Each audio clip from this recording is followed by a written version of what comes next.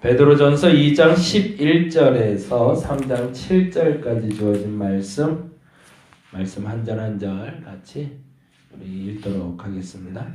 사랑하는 자들아, 거류민과 나그네 같은 너희를 권하노니 영혼을 거슬러 싸우는 육체의 정욕을 제어하라. 너희가 이방인 중에서 행실을 선하게 가져 너희를 악행한다고 비방하는 자들로 하여금 너희 선한 일을 보고 오시는 날에 하나님께 영광을 돌리게 하려 함이라.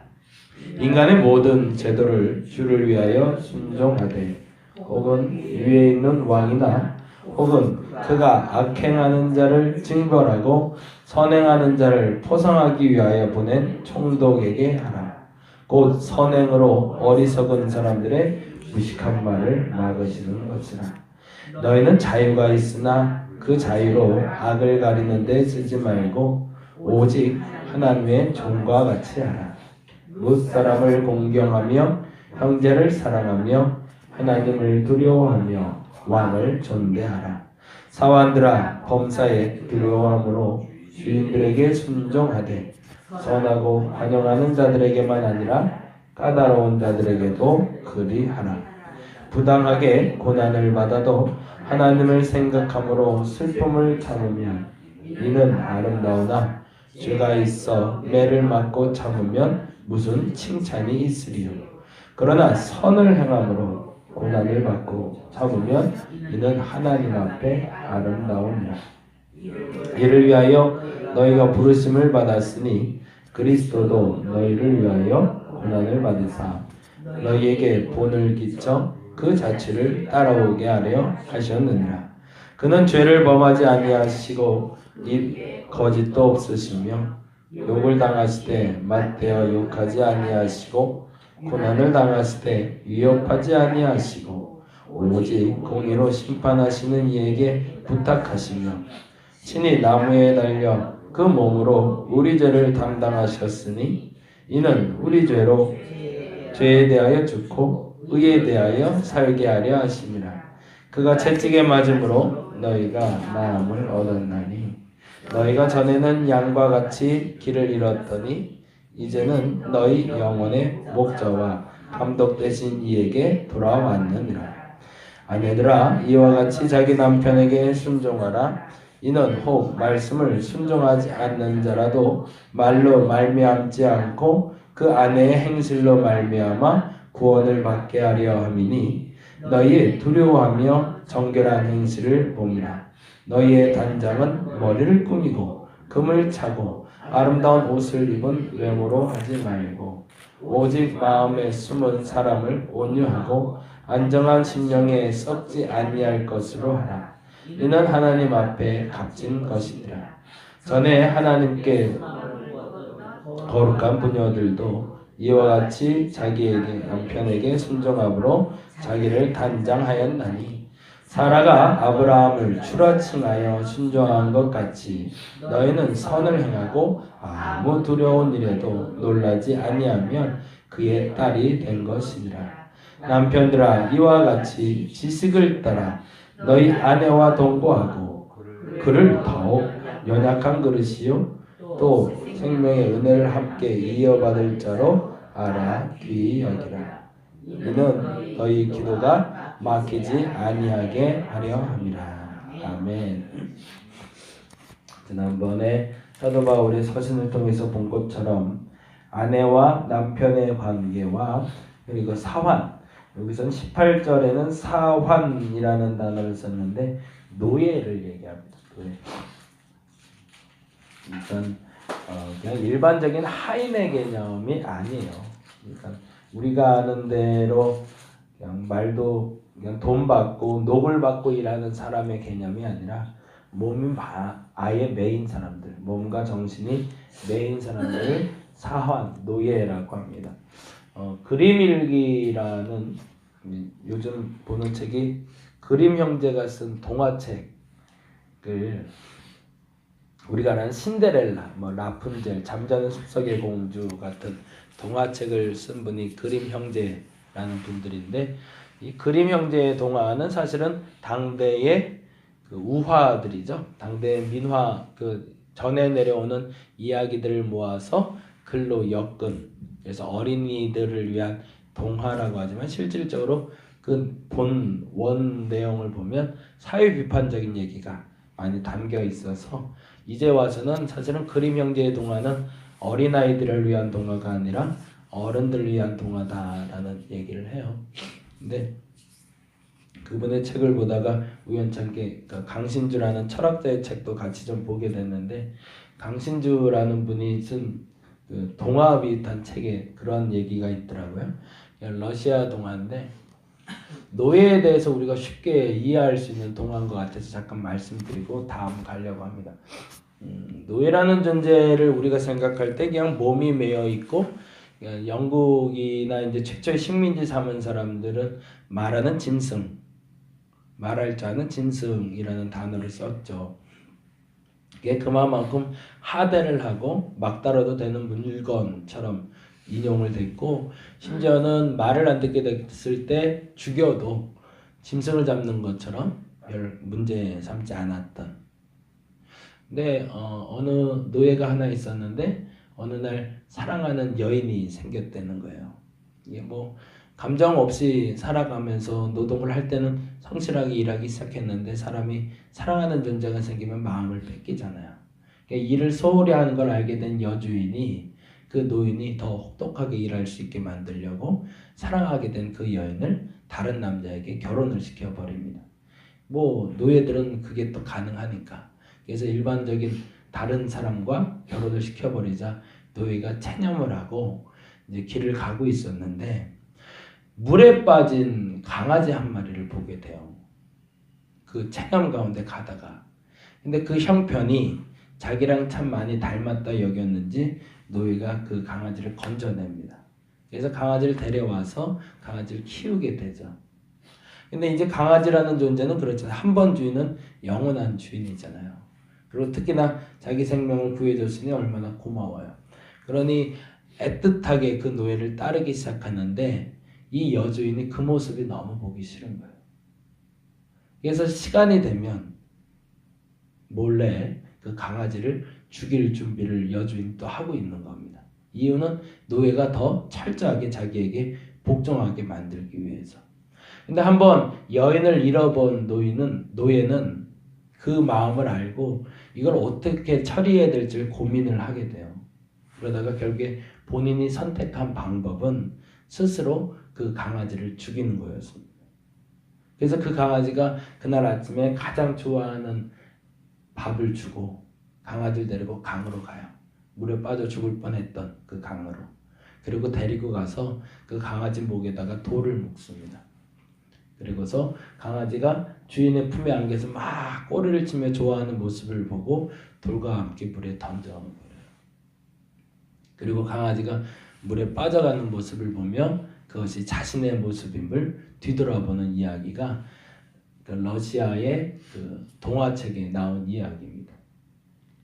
무슨 말을 하고 있냐면 노예라는 존재는 우리가 상상하는 존재 그 이상의 인간성조차도 말살된 존재로 살아가는 존재였다는 겁니다. 이게 무슨 말이냐면 감정을 가져서는 안 되는 존재라는 거예요. 근데 예수 그리스도를 알게 난 다음부터 아까 말한 대로 사랑을 배웠고요. 평등을 배웠던 거예요.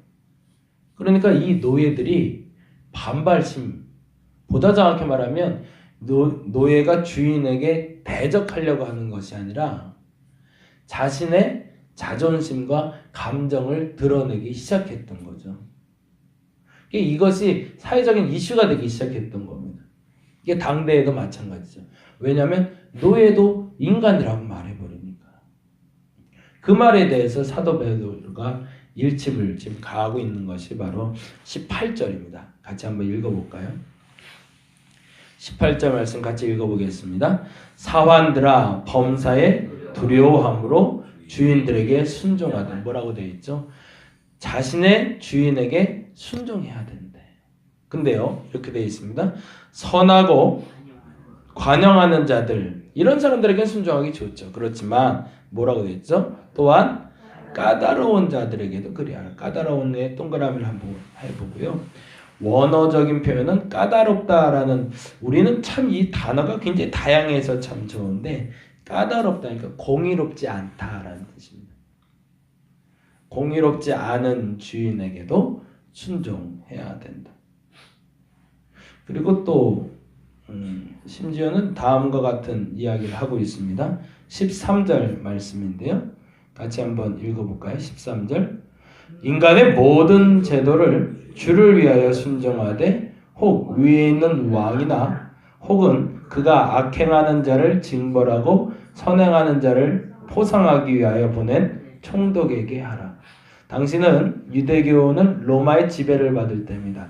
그래서 로마의 황제가 있고 로마를 치리하는 총독이 있었어요. 우리나라가 식민 살 때도 데라우치 총독이 처음 와서 식민지를 지배했던 것처럼, 일본에 천황이 있고 총독이 있었던 것처럼 로마 시대에도 왕이 있고 총독이 있었는데, 근데 중요한 것은 그때 왕은 우리가 생각하는 왕의 개념을 넘어선 사람이었습니다.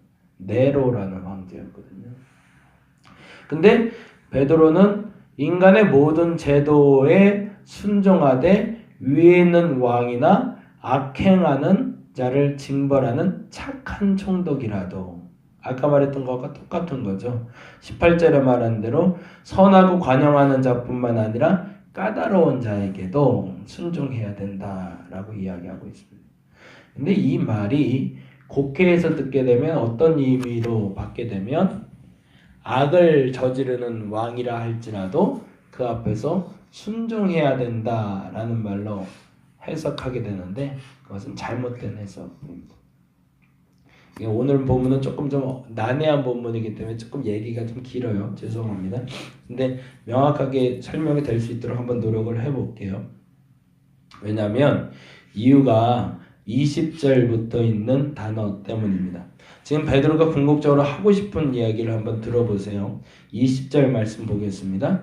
죄가 있어 매를 맞고 참으면 무슨 칭찬이 있으리요. 무슨 말이죠? 그가 불법을 행한다고 너도 불법을 행하다 걸려서 벌을 맞거나 매를 맞으면 그거는 아무 소용없는 거다. 그런데 그 다음에 읽어봅니다. 그러나 선을 행함으로 고난을 받고 참으면 이는 하나님 앞에서 아름다우니라. 아름다운의 동그라미 안에서 이게 카리스라는 단어를 씁니다. 카리스.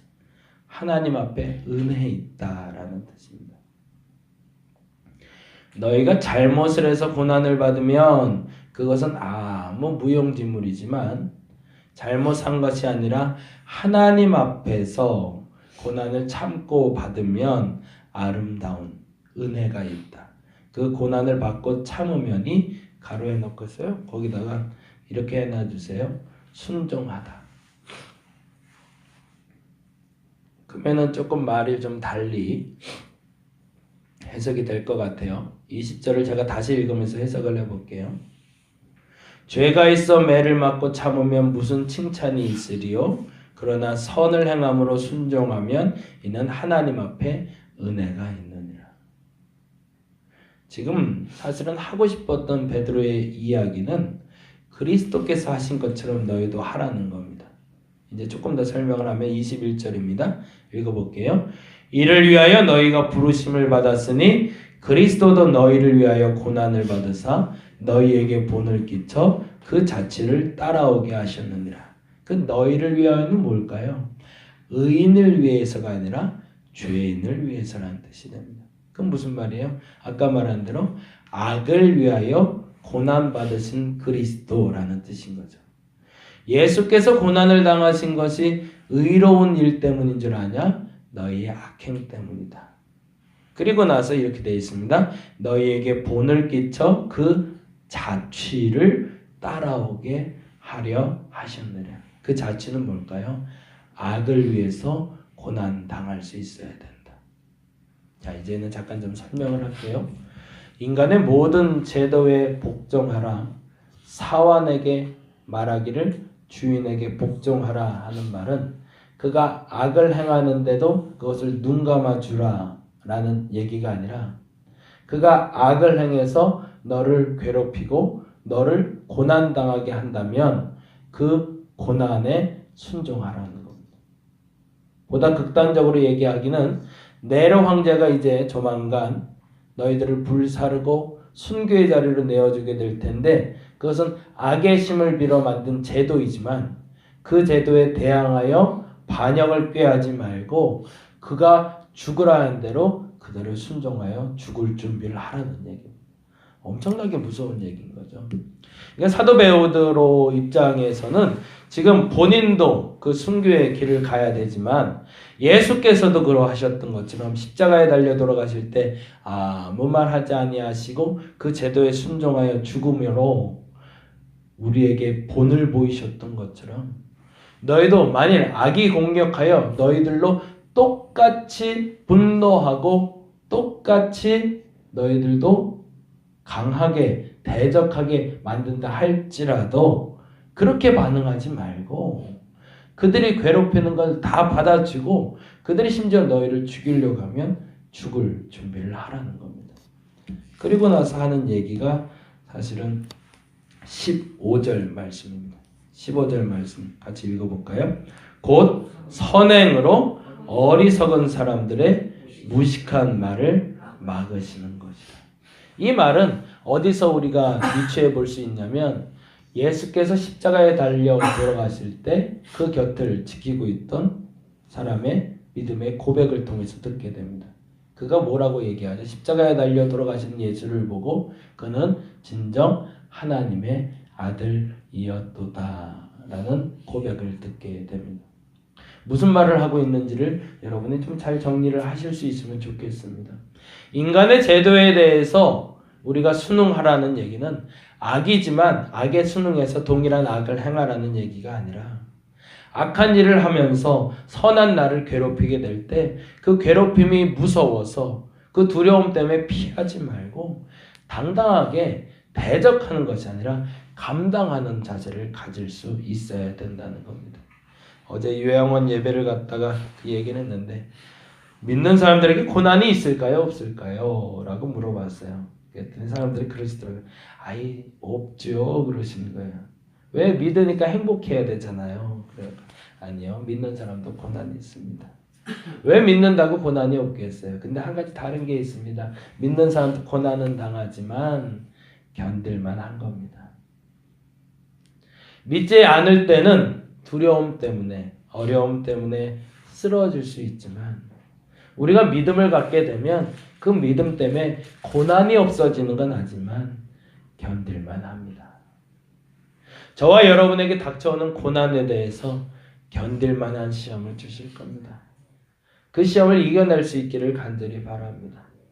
그래서 오늘도 악에 대항하려고 하지 마시고 악에게 승리할 수 있는 유일한 방법 선으로 그래서 어리석은 자의 입을 막고 그는 진정 하나님의 아들이었도다 라는 고백을 들으셨던 예수의 마지막처럼 나의 마지막에도 저는 진정 하나님의 사람이었다 라고 이야기 드릴 수 있는 저와 여러분이 되기를 간절히 바랍니다. 기도하겠습니다. 악은 항상 선을 이기려고 듭니다. 근데 악은 결코 선을 이길 수 없습니다. 우리가 대항하기 때문이 아닙니다. 선의 힘이 강력하기 때문이 아닙니다. 선은 악을 이길 수밖에 없는 모습이기 때문입니다.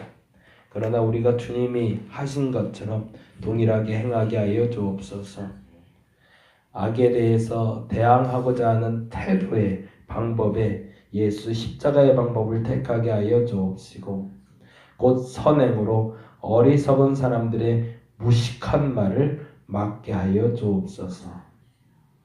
무슨 일을 당해도 의지할 것뿐일세 예수 의지합니다. 이 믿음의 고백이 오늘 한날에 우리의 고백이 되게 하여 주시옵소서. 감사합니다. 고마우신 예수님 이름으로 기도드렸습니다. 다 같이 기도하고 돌아가도록 하겠습니다.